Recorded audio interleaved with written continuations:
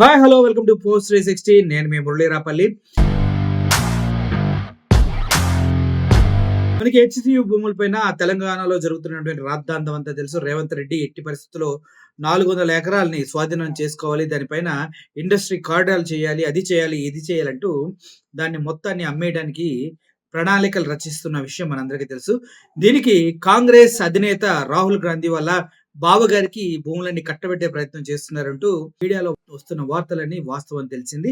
అయినప్పటికీ దీనిపైన ఏదైతే హెచ్సియు భూములు 400 ఎకరాలని కొట్టేయాలని చూస్తున్నారో దానిపైన హైకోర్టు నిన్న స్టే ఇవ్వడం జరిగింది. ఫర్దర్ గా ఈ రోజు వాయిదా పడింది. ఒక్క మొక్కను కూడా కొట్టొద్దు, ఒక్క పని కూడా చేయొద్దు అని చెప్తున్నారు.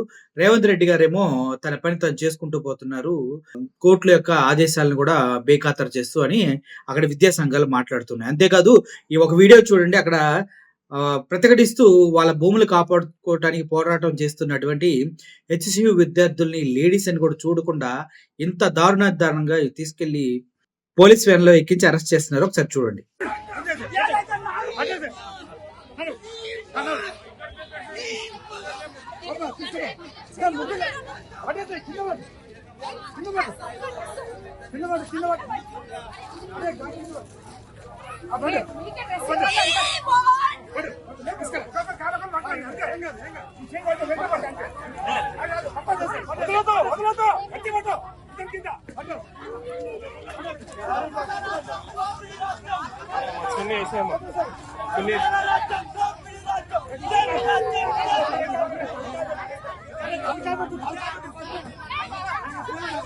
చూశారు కదా, ఇదే రేవంత్ రెడ్డి గారు చేస్తున్నది గొప్ప పని అనమాట. విద్యార్థులతో పెట్టుకుంటే మళ్ళీ రాజకీయాల్లో ఉండలేవు రేవంత్ రెడ్డి. వారి వల్లే నువ్వు గెలిచావేమో ఆలోచించు. విద్యార్థులపై జరుగుతున్న దాడిని మేము తీవ్ర స్థాయిలో ఖండిస్తున్నాం రేవంత్ రెడ్డి గారు. తప్పిది, మీరు చేస్తుంది తప్పే. అక్కడ వన్యప్రాణులు లేవు, అక్కడ ఉన్నది మొత్తం జింకలు లేవు, నెమలు లేవు, ఉన్నది మొత్తం గుంటనక్కలే అన్నారు. మరి రోడ్ల మీదకి వచ్చి తిరుగుతున్నటువంటి ఈ జీవులు ఎవరి, ఎక్కడి నుంచి వచ్చి గచ్చిబౌలిలో? మీరు చేస్తున్న దాష్టుగాని తట్టుకోలేక కాంక్రీట్ జంగల్లో పిచ్చిగా తిరుగుతున్న జీవరాశుల్ని, మూగ జీవుల్ని చూడండి ఒకసారి. చూడండి.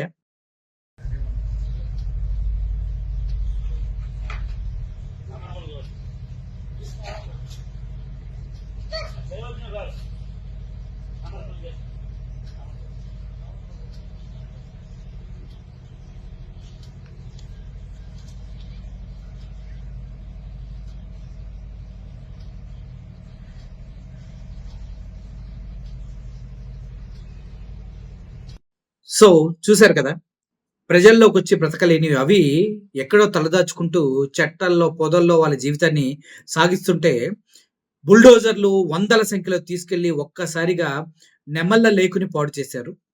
ఇప్పుడు మొత్తాన్ని పాడు చేస్తూ ఉన్నారు. అది హెచ్సియు భూములను అక్రమంగా ఆక్రమించుకోవాల్సి వస్తున్నారు. ఇవన్నీ చూస్తూ ఉంటే సుప్రీంకోర్టులు, హైకోర్టులు ఈరోజు ఒక్క చెట్టు కూడా కొట్టొద్దంటూ వార్నింగ్లు ఇవ్వడం జరిగింది. సో ఇక పైన హెచ్సియు భూముల పైన ఒక హైకోర్టు కమిటీ వెళ్ళి దానిపైన నివేదిక ఇచ్చిన తర్వాత మాత్రమే అక్కడ ఎటువంటి పనులన్నీ చేయాలంటూ సుప్రీంకోర్టు ప్రధాన న్యాయమూర్తులు జడ్జిమెంట్ ఇవ్వడం జరిగింది. ఇది చాలా శుభ పరిణామం, విద్యార్థులు సాధించిన విజయం అని కూడా చెప్పుకోవాలి.